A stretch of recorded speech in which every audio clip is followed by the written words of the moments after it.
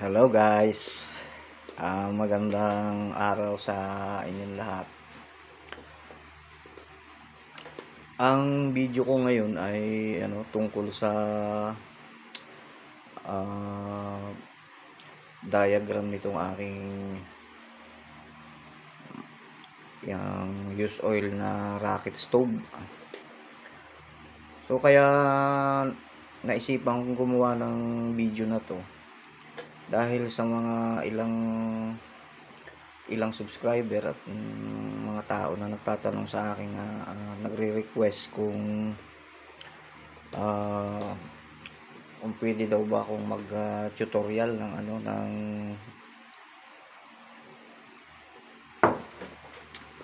kung paano ko ginawa itong rocket stove na to, tungkol sa mga butas, sizes ng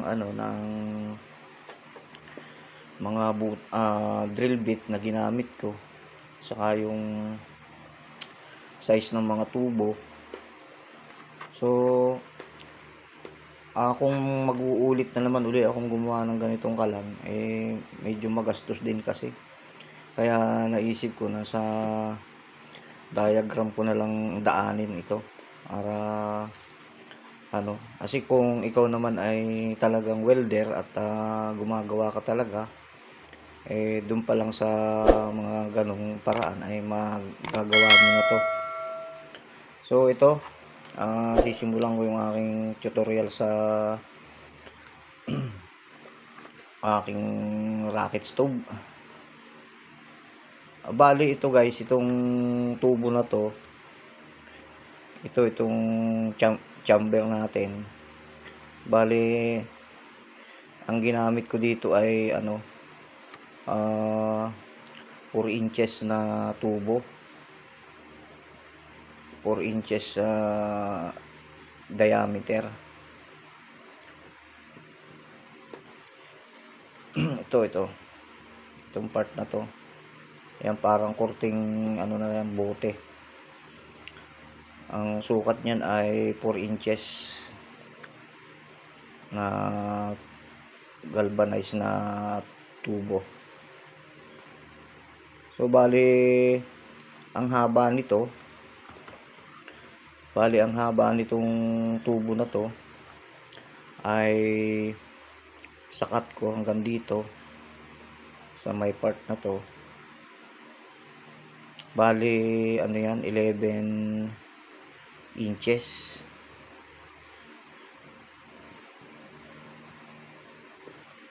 Yan yung pinakang chamber natin.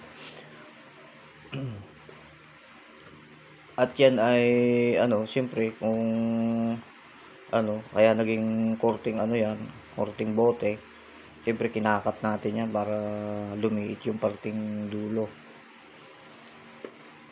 So ayan, ang sukat ng ating chamber ay bali yan 4 inches ang diameter ng bilog, at saka yung haba niya ay tapos dito sa pinakang chamber niyan, dito sa pinakang chamber na mismo, yan ay bali ang size niyan ay 5 inches. Dito 5 inches yan, 5 inches dito sa part na to.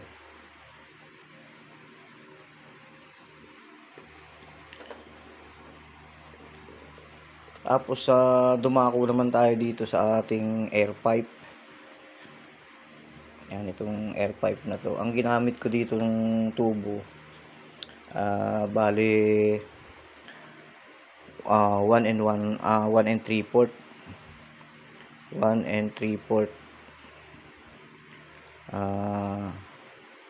ang diameter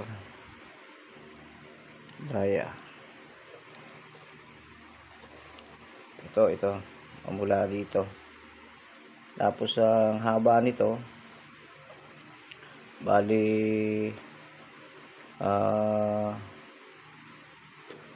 10 inches.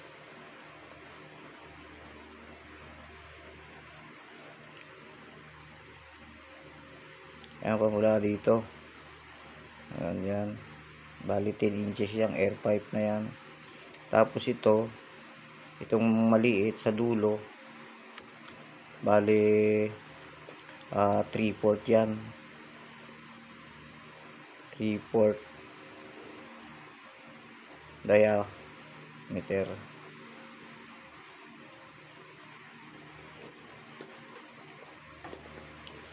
So bali ang tayo ng ano niyan guys, ganito, itong nasa dulong ito ng ano ng ating air pipe. Bali nasa dulo na yan. Bali ito yung ano niyan. Ito yung diagram ng mga butas niyan. Ayan.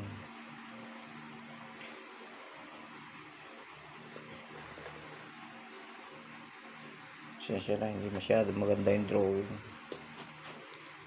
Ayan, bali ano yan, ayan. Ang haba niyan ay ano lang, ang haba nito bali itong nasa dulo na to na 3/4, bali yan ay 3 inches lang yan. 3 inches.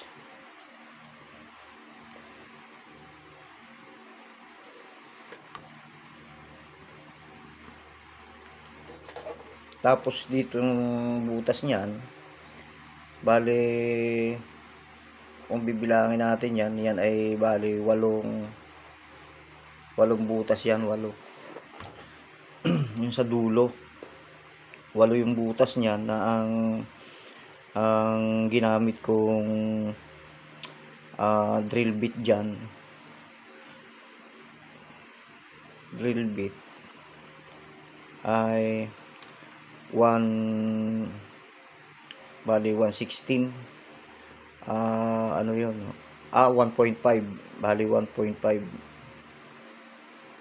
ang drill bit ng butas. Tapos yan, bali itong drawing na to ay ito ang mapapunta sa ilalim. Nilagyan ko siya dito ng butas na 8 sa ilalim na ito. Yan. Bali 8 butas yan. Nasa ilalim yan guys, dito sa part na to, ng ilalim. Sa may flooring, nakatapat yan. Kasi itong 8 butas na to,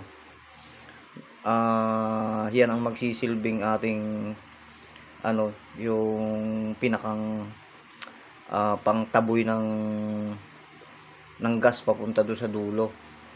Papunta dito sa dulong ito. Kasama to, ang butas na to, katulong itong 8 na to para magsilbi pati na pampainit dito sa ating oil pipe. Ito yung oil pipe nya. So yan yung diagram ng ating air pipe. Yan yung diagram nya. And ito naman kung pansin nyo, ito nilagyan ko siya ng oil accumulator dito.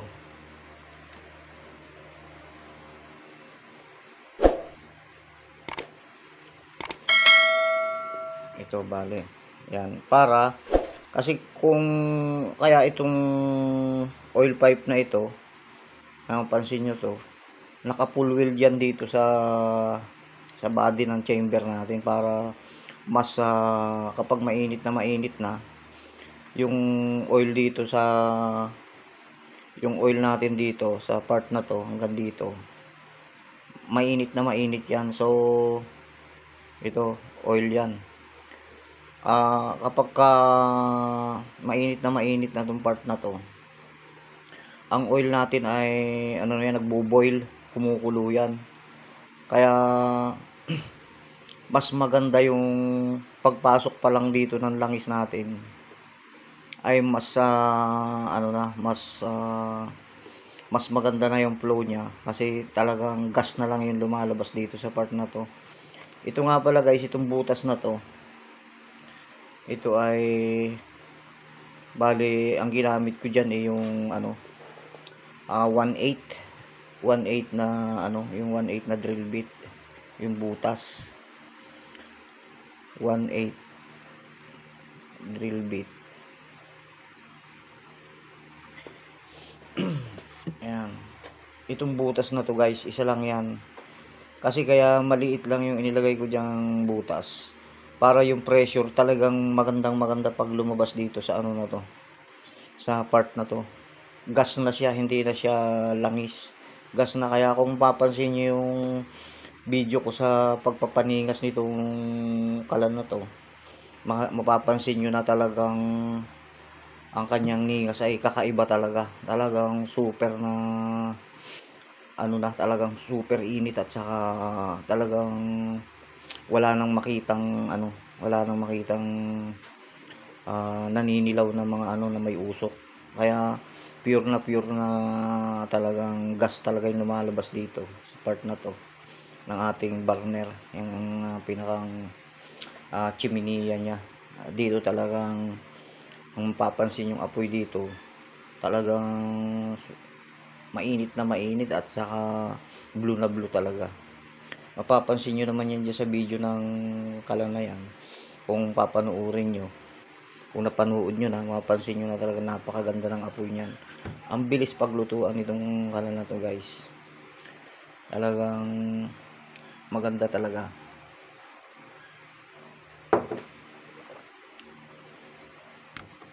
Tapos ito guys, itong ating pinakang labasan ng apoy dito. Kung mapapansin nyo, ganito yung drawing yan. Kasi 3 layers yung nilagay ko dyan. 3 layers para kapag 3 layers, yung apoy niya talagang dito lang siya nakakonsentrate sa gitna na to. At hindi magbabaga yung part na to, itong bakal na to, hindi magbabaga, hindi mo mapapansin na namumula yan. Kasi nga 3 layers yan. Tapos tinadtad ko ng ano yan, ng mga butas dito. May mga butas yan. Yan, itong second, third na layer na ito, yan ay binutas-butas ko talaga. Parang screen siya, ang style niya parang screen. So talagang ang apoy niya talagang napakaganda. Ayan. Ang blower nito guys na ginagamit ko dito ay ano, ang hindi na ako gumamit nung mga snail type. Ang ginagamit ko lang dito ay yung mga flat na ganito. Maliliit lang siya pero powerful yun. Maliliit lang yung mga flat na blower. Ayan. Yan, yung ganyan lang ang korte niya.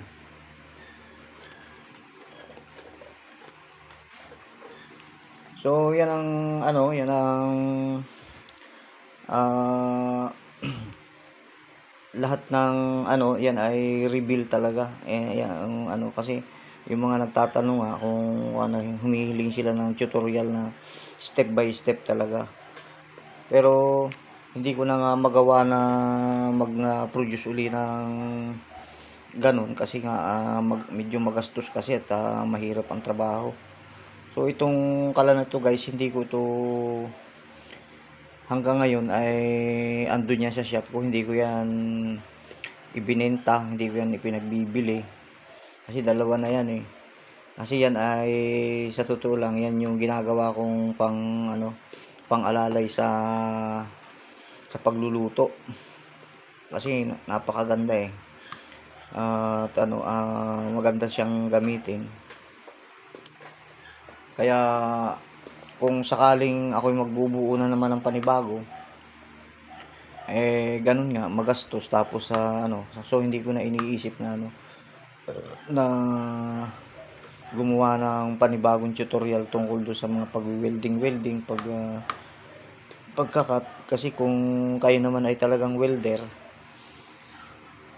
yan naman ay magagawa nyo, dahil itong paliwanag ko naman ito ay kumpleto.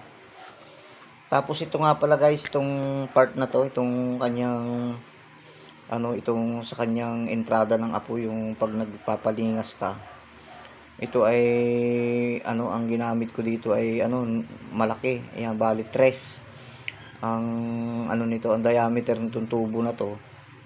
Yan, bali ito yung pantaklob niya sa drawing. Bali ito ay 3 ang diameter nito. Yung pinaka nasa sentro na yun, yung pasukan ng apoy natin, ng pagpapalingas, yung mga papel na sinusunog.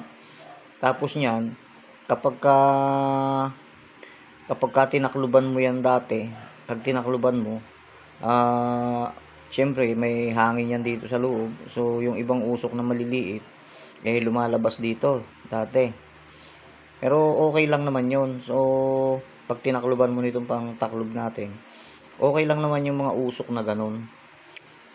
Pero gusto ko ngang ma-perfect yung design nitong ano na to, kaya nagdagdag ako ng panibagong tubo dito na D4. Itong tubo na to, naglagay ako ng D4 dyan para magsilbing compartment itong mga tabihan.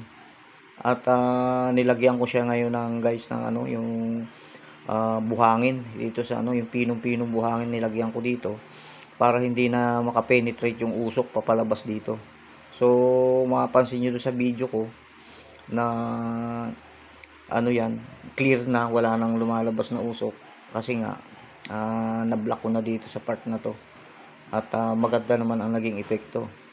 Nung una, ang ginawa ko ay hindi buhangin muna yung nilagay ko, sinubukan kong lagyan ng tubig, pero siyempre puno yan ng tubig dito sa part na to. Pero kapag mainit na to, kumukulo yung tubig at pumapasok dito sa chamber natin, kaya lumalagablab pa rin dito. So ganun talaga katindi ang tubig pag isinama mo sa apoy na may langis. Kaya beware talaga yung tubig dito sa ano na to. Kaya ang naisip kong ilagay dito guys sa part na to ay buhangin or lupa. Kung wala kang available na buhangin, pwede lupa, yung durog na lupa. Tapos i-aanuhan nyo lang yung, babasain nyo lang ng bahagya, babasain nyo lang. Ayan. So maganda naman ang kinalabasan. Kaya recommended ko itong super kalan na ito guys, itong aking use oil rocket stove na to. So ano, tsaka mapapansin nyo talagang napakatipid ng ano, ng intake ng langis nito, kasi nga itong ang part na to ng tubo, ang ginamit ko dito pala guys ay yung ano, tubo ay 3/4. 3/4 nga ba yun? 3/4 nga. No, hindi pala 3/4 to. 1/2 pala. 1/2 lang ito. Tapos sinarahan ko dito sa dulo, and then nilagyan ko lang ng butas na 1/8. 1/8 lang yung kanyang drill bit na ginamit ko sa nag-iisang butas na to. Yan. And ito nga guys, itong ating air pipe, daanan ng hangin sa dulo. Yan, bali 8 ano yan. 8 butas yung nasa ilalim na ang buga ng hangin niya ay pagpapaganyan, pasabog, hindi pa straight na ganito. Pinasabog ko. Nakaganyan, ganyan ang forma ng hangin yan pagka gumagana. Tapos ito nga, itong dulo, bali 8 lang yung nakalagay dyan sa dulo niya, na ang ginamit kong drill bit ay 1.5. Ayan. So yan guys, I hope na naipaliwanag ko na ng maayos tungkol sa mga nagtatanong. Ano, kung welder ka, madali mo na lang yang masusunod. Depende lang do sa walang karanasan sa pagtatalyer, kung hindi ka welder, siyempre siguro mahihirapan ka, pero pwede ka rin namang magpagawa. Ganyan lang. Ayan, screenshot mo lang yan, at pwedeng gayahin yan ng mga welder na mga kalapit sa inyo, yung mga gustong makatipid at hindi na bumili nitong ganitong hindi na kayo mag-order sa akin. Pwede nyo yung gawing design. At kapag nagawa naman ng tama, ay makukuha nyo rin yung katulad nun sa video ko na ningas niya.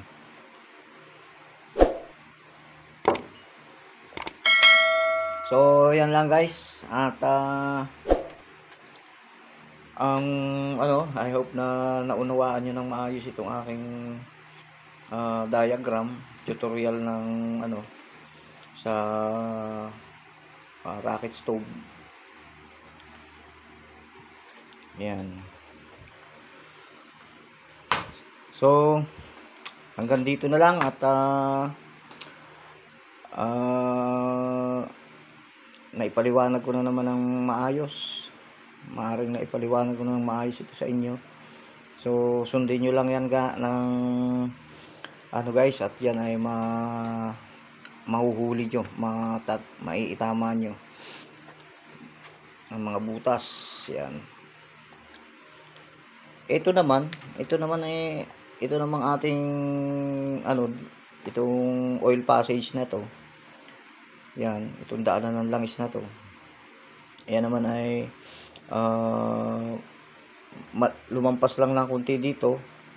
Lagyan nyo lang din ng ganito kasi ito yung importante dito, itong oil accumulator na to. Ito yung nagbablock ng ating pressure para hindi lumabas dito yung ibang init. Lahat dito lang siya lalabas sa butas na to. Okay, yan lang at I hope na ipaliwanag ko na ng mabuti. Yan lang at maraming salamat sa nag-request nito. Shout out na lang sa'yo. Okay.